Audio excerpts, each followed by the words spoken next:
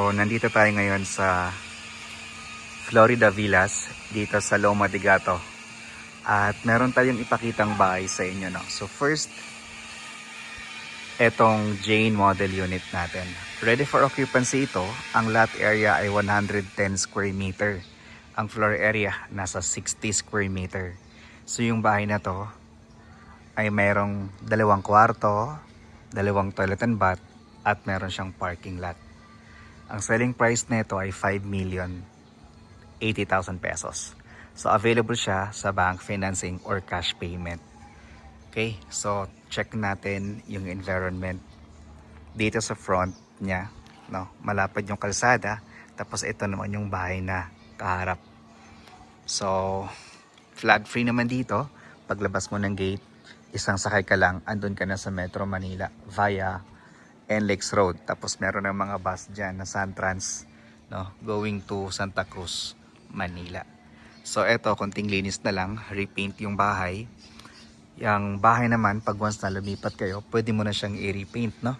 Pwede mo nang palitan ng kulay kung ayaw niyo po ng ganyang kulay. So anyway, selling price again nito ay 5 million pesos. Okay? So dito sa front, meron tayong space for your parking lot, meron tayong terrace. Tapos dito meron tayong space para sa inyong landscape area. Tapos dito sa gilid, meron tayo ditong setback. Nasa 2 meters ito, setback. Tapos dito sa likuran natin, ay meron din tayong additional na setback na nasa mga 3 meters. So mas malaki yung setback natin sa likod. Ayan. Ayan siya. So makita naman natin yan pag once na andun tayo sa kitchen area, doon tayo dadaan. Okay, so ang turnover nito ay complete, naka-tiles na, naka-paint and partition. So gamit na lang talaga yung kulang, no? Okay, so pasok tayo dito. So ito yung ating living area.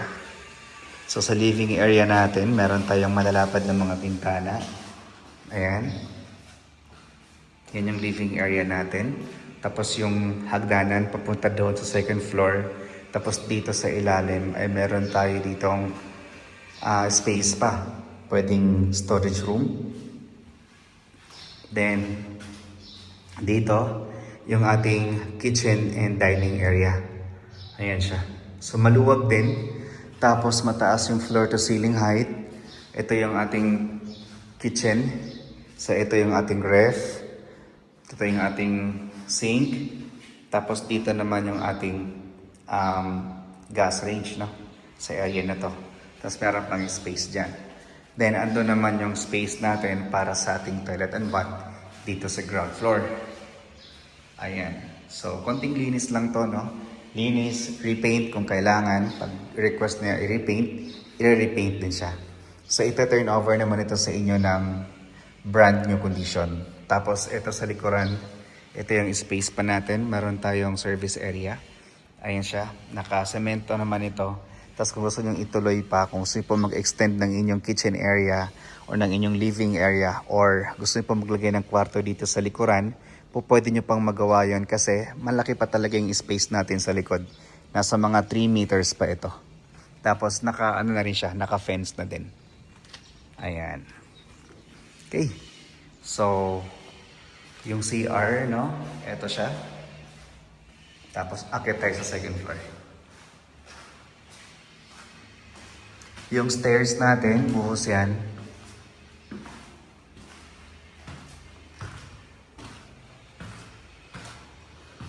Tapos, dito sa second floor, meron tayong isang kwarto. Ayan. Tapos, ito naman yung ating master bedroom. Meron tayo ditong balcony. Ito siya. May balcony dito. Yan. Sa inyong bahay. Tangke ng tubig. Okay? Bubong. Tile span. Ayan siya. Tapos, silip ulit natin yung master bedroom. Ayan na. Then, itong isang kwarto pa. Yan. 2 bedroom siya, 5 million pesos po. Ayan. So, Kung gusto niyo po ng mas maliit na ito, no, o mas mura na bahay, meron tayong 4.1 million na price ng bahay. Ganito rin. So, ang pinagkaiba nila, ang lot area nun ay 88 square meter. Instead of 110, 88 square meter. Tapos, wala siyang terrace. Kumaga close to. Walang pintuan dyan. Ganito siya. Kaso wala siyang terrace. 4,100,000 pesos naman po yan. Kung interested po kayo, i-message niyo po ako para matignan natin yung bahay. Okay? So, again, dito ko sa gilid ilagay yung sample computation. No? 20% lang naman yung down payment niyan. And payable pa siya for 18 months without interest. Tapos yung balance, 20 years na siya through bank financing. Okay, so thank you so much po and God bless po.